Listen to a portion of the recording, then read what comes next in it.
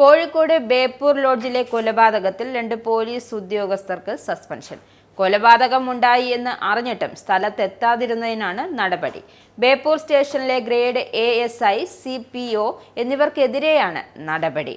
May 24-നാണ് കൊലപാതകം നടന്നത്. എന്നാൽ സംഭവസ്ഥലത്തിന് സമീപത്തായി ഉണ്ടായിരുന്ന പോലീസുകാർ കൊലപാതകം നടന്ന സ്ഥലത്തേക്ക് എത്താൻ തയ്യാറായില്ല. മത്സ്യത്തൊഴിലാളിയായ സോളമനാണ് കൊല്ലപ്പെട്ടത്. കഴുത്തറുത്ത നിലയിലാണ് ഇയാളെ കണ്ടെത്തിയത്. ലോഡ്ജിന് സമീപത്തുണ്ടായിരുന്ന ഇതര സംസ്ഥാന തൊഴിലാളി ലോഡ്ജിന്റെ ചവിട്ടുപടിയിൽ രക്തം കണ്ടെന്നും മുറിയിൽ നിന്ന് ബഹളം കേട്ടെന്നും ജീപ്പിലുണ്ടായിരുന്ന പോലീസുകാരെ അറിയിച്ചിരുന്നു.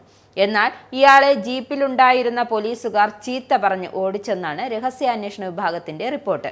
ബേപ്പൂർ ഹാർബറിന് സമീപമുള്ള 3 സ്റ്റാർ ലോഡ്ജിൽ അനീഷ് എന്നയാൾ എടുത്ത വാടക മുറിയിൽ 3 ദിവസത്തേക്ക് അതിഥിയായി താമസിച്ചു വന്ന കൊല്ലം സ്വദേശിയെയാണ് കഴുത്തറുത്ത നിലയിൽ കണ്ടെത്തിയത്.